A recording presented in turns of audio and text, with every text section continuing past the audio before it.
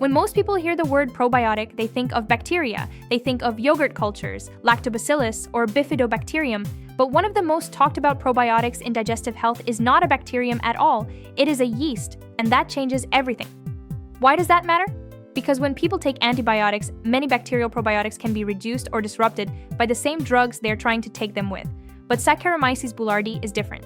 It is a probiotic yeast, not a bacterial probiotic, and that unique biology is one of the main reasons it keeps showing up in discussions about antibiotic-associated diarrhea, traveler's diarrhea, gut recovery, and gastrointestinal support. Probiotics are defined as live microorganisms that provide a health benefit when given in adequate amounts, and official NIH guidance notes that probiotics include yeasts as well as bacteria. NIH also emphasizes that probiotic effects are strain-specific, not generic.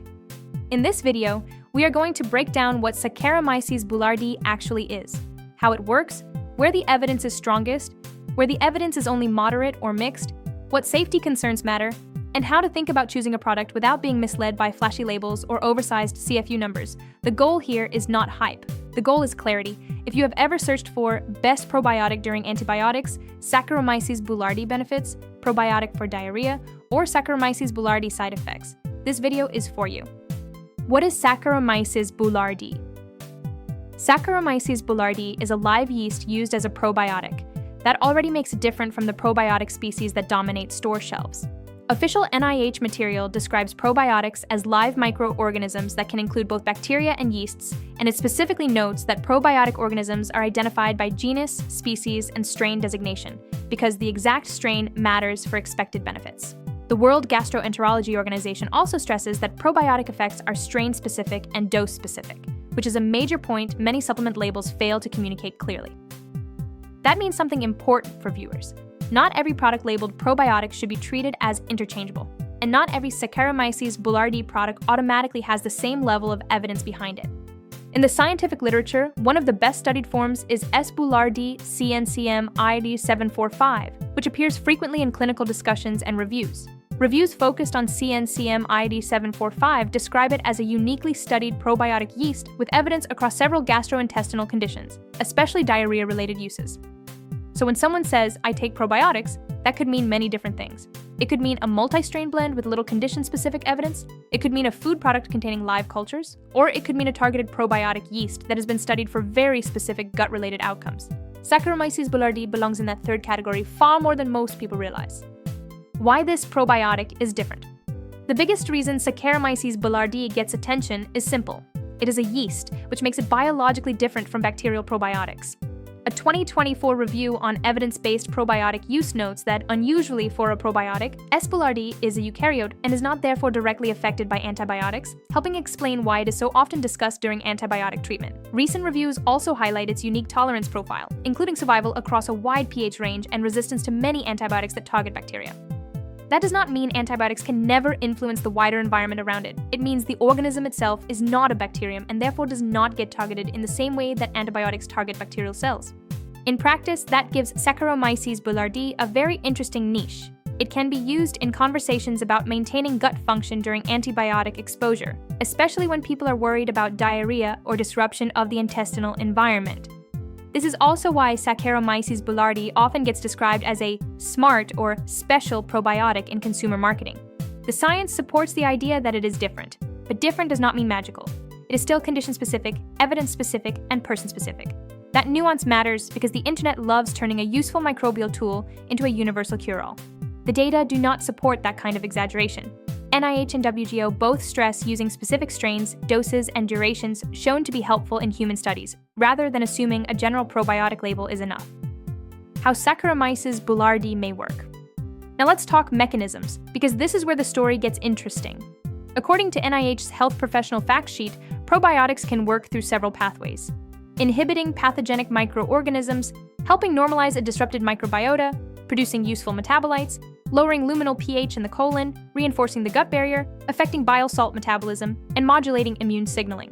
NIH also makes clear that some effects are broad across probiotics, while others are species-specific or strain-specific. When researchers review Saccharomyces boulardii specifically, several recurring mechanisms come up. Reviews of S. boulardii CNCM I745 describe actions that include interference with pathogen attachment, antitoxin effects, support of gut barrier integrity, effects on digestive enzymes and nutrient transporters, and immune signaling interactions. A 2015 review highlighted immunological effects, pathogen binding effects, antitoxin effects, and support for intestinal regeneration. More recent reviews continue to describe multifactorial actions involving toxins, pathogens, mucosal defense, and host signaling. In plain English, here is the simplified version. Saccharomyces boulardii may help by making the gut a less friendly environment for harmful organisms, by reducing the impact of certain toxins, by helping the intestinal lining stay more resilient, and by interacting with immune and barrier pathways that influence how the gut responds under stress. That is why so many of its best-studied applications cluster around diarrhea, gut irritation, and disturbed gut ecosystems rather than around broad wellness claims. This is an important message for your audience. Saccharomyces boulardii is not mainly interesting because it adds good bacteria. It is interesting because it is a functionally active probiotic yeast with several mechanisms that may help the gut under specific kinds of pressure. The strongest evidence: antibiotic-associated diarrhea. If there is one area where Saccharomyces boulardii repeatedly stands out, it is antibiotic-associated diarrhea, often shortened to AAD. A 2015 meta-analysis concluded that S. boulardii was effective in reducing the risk of antibiotic-associated diarrhea in both children and adults.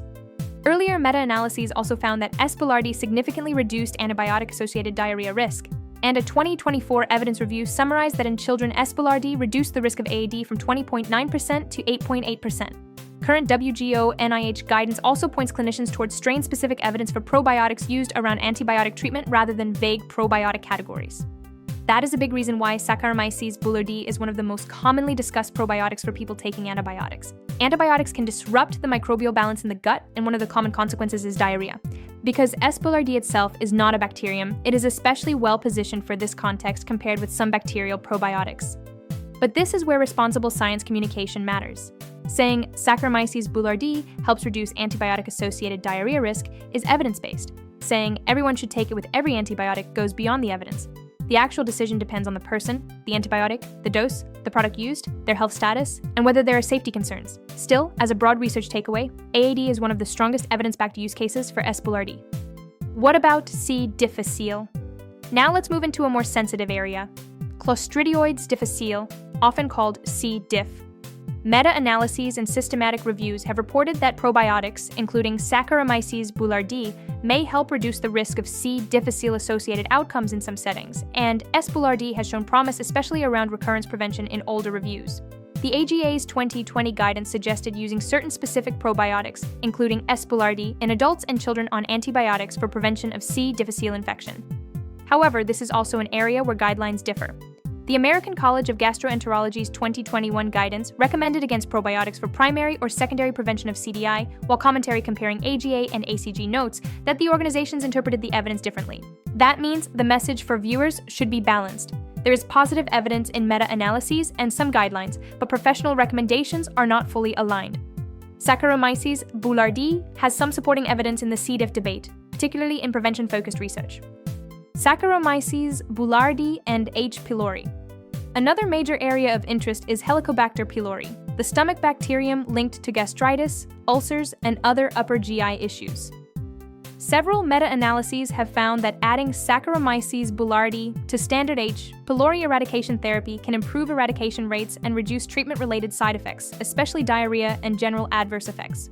A 2019 meta-analysis concluded that S. boulardii supplementation significantly increased H. pylori eradication rates. A 2025 meta-analysis also found that it improved eradication success and reduced total adverse effects when used as an adjuvant to standard therapy. This is a great example of how probiotic content should be framed properly. Saccharomyces boulardii is not presented as a standalone cure for H. pylori. The evidence is mainly about it being an adjunct, meaning something used alongside standard eradication therapy to improve tolerability and possibly improve outcomes. Acute diarrhea and gastroenteritis. Saccharomyces boulardii has also been studied in acute infectious diarrhea and acute gastroenteritis, especially in pediatric research. A 2020 meta-analysis reported that in children with acute gastroenteritis, low to very low quality evidence suggests that S. boulardii confers benefit for several diarrheal outcomes. A 2022-2023 pediatric probiotic guidance document stated that healthcare professionals may recommend S. boulardii at 250-750 mg day for 5 to 7 days for acute gastroenteritis in children, with evidence pointing to reduced duration of diarrhea while still rating the certainty of evidence as low and the recommendation as weak. That is another perfect example of how to talk about evidence honestly. There may be a benefit, it is clinically relevant, but the certainty is not sky high and the recommendation is not universal. It is a may help area, not a proven cure area. Not every positive study means a guaranteed result. Sometimes the benefit is real, but the certainty is still modest. Traveler's diarrhea. Traveler's diarrhea is one of those topics that performs well in search because it connects to a real-life problem. People heading on holiday, work travel, or long flights often search for prevention strategies. Meta-analyses have found that some probiotics, including Saccharomyces Boulardii, showed efficacy in reducing travelers' diarrhea risk. A 2019 meta-analysis reported that S. boulardii CNCM I745 showed a significant reduction in travelers' diarrhea incidence, and earlier analyses also found significant efficacy for S. boulardii among selected probiotics. The simplest way to understand Saccharomyces boulardii is to think of it as a probiotic yeast that has been most thoroughly studied in cases where the gut is under microbial stress. IBS, promising, but not a universal answer. What about IBS, or irritable bowel syndrome? This is where a lot of people get interested, because bloating, abdominal discomfort, bowel urgency, and inconsistent bowel habits are common reasons people explore probiotics. The evidence for probiotics in IBS overall is broad but heterogeneous, meaning many different strains, doses, and trial designs get mixed together. For Saccharomyces Boulardii specifically, reviews suggest there may be symptom-related benefits in some cases, but the evidence is not as strong or as clean as it is for antibiotic-associated diarrhea. That matters because a lot of supplement marketing speaks about IBS as though one probiotic can fix it for everyone. But IBS is not one single problem. Different people have different symptom patterns, triggers, microbiome profiles, motility issues, and gut-brain interactions. Even NIH notes that probiotic colonization and effects can vary from person to person depending on the baseline microbiota and host factors. Saccharomyces Boulardii may help some people with IBS-related symptoms, but this is not one of the most obvious, potent, and universally predictable uses. Inflammatory bowel disease, interesting but limited. Now, let's talk about IBD, meaning ulcerative colitis and Crohn's disease. A review from 2018 found that some clinical trials showed positive effects of Saccharomyces Boulardii in IBD patients, including studies in Crohn's disease and ulcerative colitis, but it also emphasized the limited and inconsistent nature of the evidence. Small, older studies suggested possible benefits, yet this is not one of the best established mainstream indications compared with diarrhea-related uses. Saccharomyces Boulardii has shown interesting signals in some IBD research, but the evidence is still limited and not nearly as strong as its diarrhea-related evidence. Gut barrier, immunity, and why people care. One reason Saccharomyces Boulardii keeps attracting scientific attention is that it seems to do more than simply sit in the gut. NIH's probiotic overview and multiple S. boulardii reviews discuss mechanisms involving gut barrier reinforcement, toxin interaction, digestive enzyme support, and immune modulation. Reviews focused on CNCM I745 also describe regeneration supporting and mucosal protective effects. Why does that matter for everyday viewers? Because many common digestive complaints are not just about one pathogen. They are about the overall resilience of the gut environment. When the gut barrier is irritated, when the microbiota is disturbed, or when toxins and inflammation are part of the story, a probiotic with multiple possible modes of action becomes interesting. Not magical, just interesting and, in some situations, genuinely useful. This is also why Saccharomyces Boulardii often appears in conversations about gut recovery after infections, travel, medication disruption, or periods of digestive instability. It fits the broader idea of supporting gut function under stress, especially when that stress involves diarrhea or dysbiosis-like states.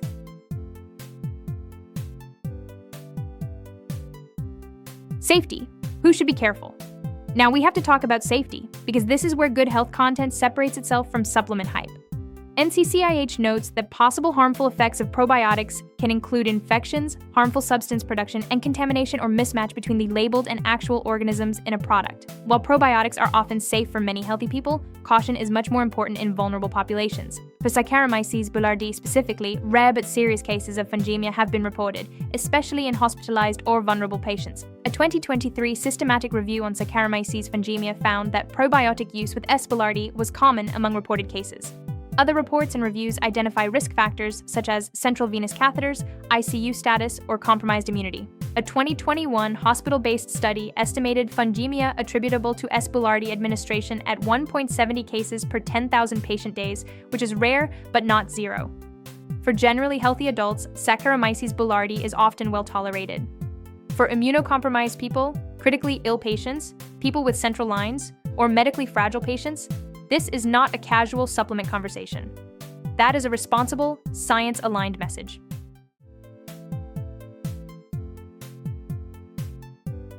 How to choose a better Saccharomyces Boulardii supplement. This is where many viewers make mistakes. They assume the highest CFU count wins. But NIH's probiotic fact sheet explicitly says that higher CFU counts do not necessarily mean greater health benefits. What matters is the specific microorganism or strain and the amount used in relation to the evidence. NIH and WGO also advise using products whose strains, doses, and durations match what has been beneficial in human studies. So, what should actually look for? First, a clear strain identity if available. Second, the CFU count or equivalent live count tied to an actual expiration date, not just at time of manufacture. Third, storage instructions, because viability matters. Fourth, a product that does not rely on vague proprietary language. NIH notes that consumers should check labels for storage conditions. An ISAPP guidance cited by NIH recommends listing CFU through the expiration date rather than only at manufacture. There is also a quality problem in the probiotic marketplace. Analyses of product labels have found that many retail probiotics are difficult to link to a specific evidence base, and experts recommend third-party evaluation to improve label accuracy and trust. So, a strong consumer takeaway is, don't buy a probiotic because the number on the bottle is big. Buy it because the organism, strain, viability, and intended use actually match the evidence.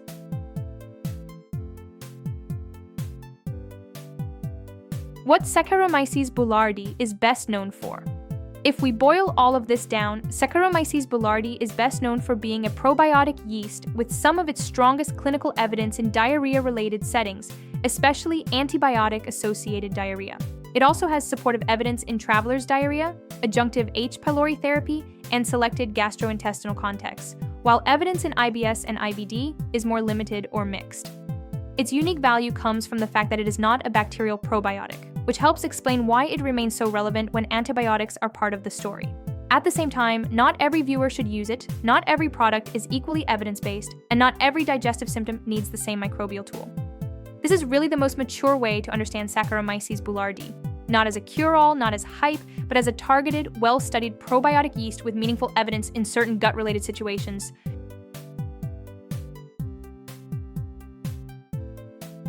So, is Saccharomyces boulardii worth knowing about?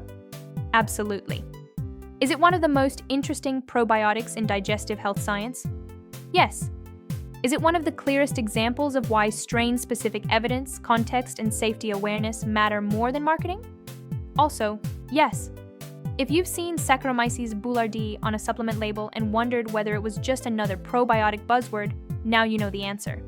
It is different, it is clinically relevant, and in the right context, it may be genuinely useful.